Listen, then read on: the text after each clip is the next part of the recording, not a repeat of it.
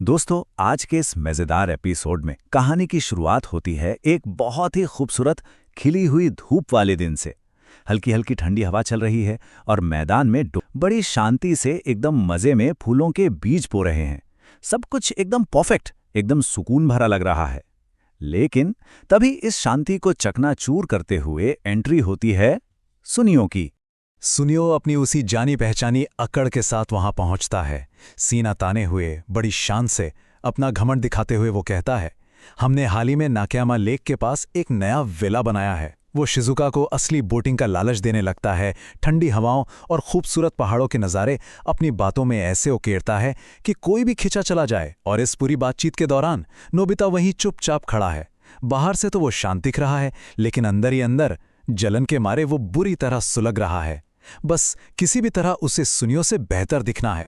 अब नोबिता बेतहाशा दौड़ लगाता है और सीधा अपने घर पहुंचता है। वो अपनी मॉम के सामने खूब गिड़गिड़ाता है कि उसे भी एक असली बोट चाहिए, लेकिन मॉम का जवाब एकदम कड़क और साफ, बिल्कुल नहीं। नोबिता रोता हुआ, आंसुओं की नदियां बहाता हुआ सीधा डोरेमोन के पास पहुंचता है। और तब डोरेमोन अपनी पॉकेट से निकालता है एक कमाल का 22वीं सदी का गैजेट, शोर बोट। ये कोई आम बोट नहीं है, बल्कि एक ऐसी अद्भुत बोट है जो पानी पर नहीं बल्कि सूखी और ठोस जमीन पर बिल्कुल मक्खन की तरह फिसलती है। जरा सोचिए, एक तरफ सुनियों की ठंडी हवा वाली असली बोटिंग का सुकून भरा नजारा है और दूसरी तरफ नोबिता की खुरदुरी असलियत। नोबिता शिजुका को इंप्रेस करने के चक्कर में इस जमीन वाली बोट में बैठ तो गया है, लेकिन सूखी मिट्टी पर इसे चलाना किसी बुरे सपने से कम नहीं है। वो अपनी पूरी ताकत लगाकर चप्पू चला रहा है, पसीने से पूरा तरबतर हो चुका है और बोट वो सीधे जाने के बजाय बस गोल गोल घूमे जा रही है। इसी अफरा तफरी में चप्पू चलाते हुए पीछे लगा एक पाइप गलती से शिजुका को लग जाता है। बेचारा नोबिता कूल दिखने के चक्कर में अपनी ही फजीयत करा बैठता है और बुरी तरह थक कर हाफने लगता है। लेकिन थका हारा नोबिता इतनी जल्दी हार कहाँ मानने वाला है। वो फिर से भागकर डोरेमोन के पास जाता है और एक बिना चप्पू वाली बोट की जिद करता है। तब डोरेमोन उसे देता है शोर मोटर बोट। ये पहले वाले गैजेट का एक जबरदस्त अपग्रेड है, जिसमें चप्पू चलाने की कोई झंझट ही नहीं। नोबिता तो खुशी से पागल हो जाता है। डोरेमोन उसे सख्त चेतावनी देता है कि इसे सिर्फ खाली मैदान में चलाना, मेन रोड पर तो बिल्कुल मत जाना। लेकिन नोबिता वो ओवर कॉन्फिडेंस में सब कुछ भूल जाता है। वो शिजुका को लेकर सीधे मेन रोड पर बोट दौड़ाने लगता है।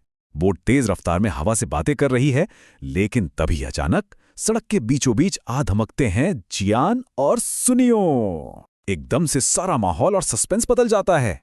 एकदम दिन दहाड़े हाईवे रॉबरी। जियान और सुनियो बीच सड़क पर गुंडई दिखाते हुए रास्ता रोककर खड़े हो जाते हैं।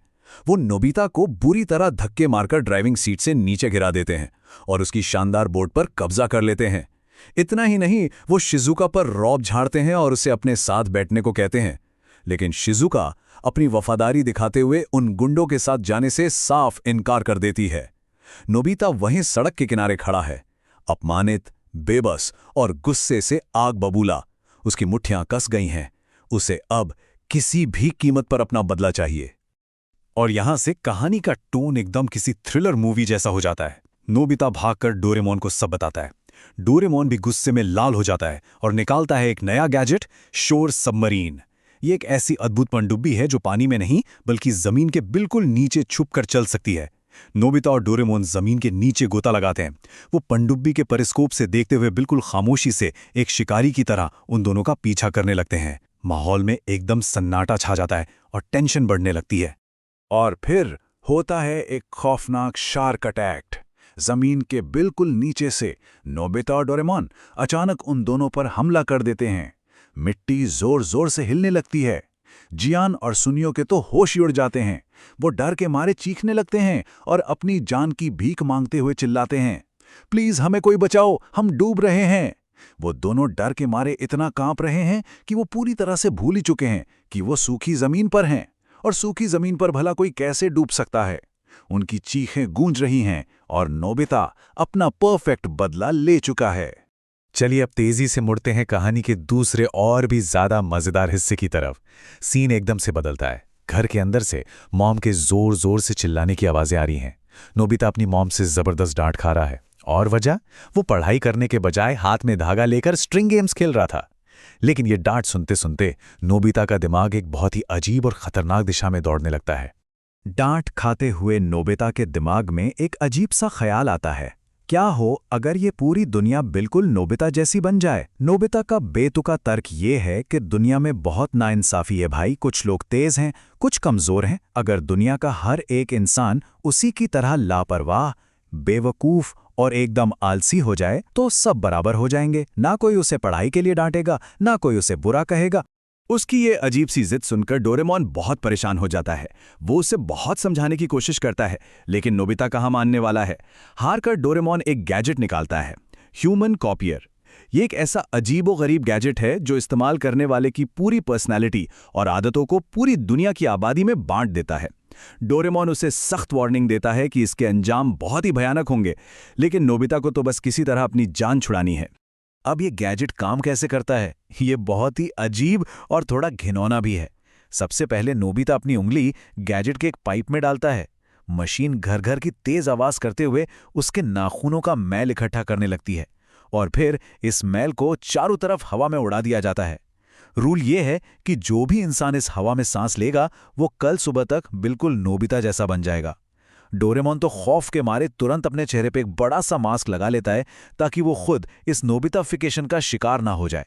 अगली सुबह जो होता है वो किसी खौफनाक सपने से कम नहीं है। सुबह सुबह पूरा घर लेट उठता है। नोबिता को जोरों की भूख लगी है, वो मॉम से नाश्ता मांगता है, लेकिन मॉम गुस्से में झल्लाते हुए साफ मना कर देती हैं। मुझे क्या पता, मैं थक गई हूं। स्कूल में हालात और भी ज्यादा खराब हैं। टीचर ब्लैकबोर्ड पर मैथ्स पढ़ाने की कोशिश तो करते हैं, लेकिन वो खुद ही सवाल भूल जाते हैं।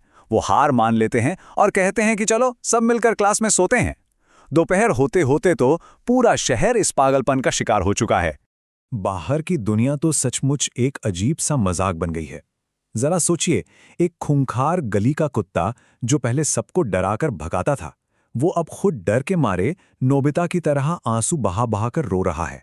और वो ताकतवर खूंखार गुंडा जियान, वो किसी को पीट नहीं रहा है, बल्कि हाथ में धागा लेकर बड़े प्यार से नोबिता वाला गेम जियान बटरफ्लाई बनाकर दिखा रहा है।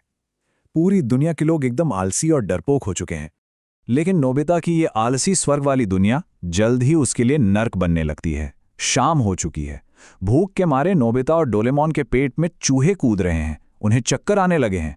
वो भागकर मॉम को ढूंढते हैं, और मॉम क्या कर रही हैं? वो छोटे बच्चों के साथ मस्ती में रस्सी कूद रही हैं। जब नोबिता रोते हुए खाने के लिए कहता है तो मॉम का भयानक जवाब आता है, डिनर मुझे क्या पता कौन बनाएगा, खुद बना लो। नोबिता के पैरों तले जमीन खिसक जाती है। भूख और हताशा ने नोबिता की हालत एकदम खराब कर दी है। उसे अब समझ आ जाता है कि अगर पूरी दुनिया उसके जैसी हो गई तो कोई काम नहीं करेगा और वो भूख से ही मर जाएगा। वो रोते हुए, लगभग रेंगते हुए डोरेमोन के पैरों में गिर पड़ता है और गिड़गिड़ाता है, डोरेमोन प्लीज, मैं रिक्वेस्ट करता हूं, सब कुछ पहले जैसा कर दो। वो हाथ जोड़कर मिन्नतें करने लगता है कि इस भयानक गैजेट का असर तुरंत खत्म किया जाए। डोरेमोन तुरंत सब कुछ ठीक कर देता है और दुनिया वापस नॉर्मल हो जाती है। लेकिन कहानी में सबसे बड़ा ट्विस्ट तब आता है जब हम सोचते हैं कि क्या नोबिता सच में सुधर गया? बिल्कुल नहीं।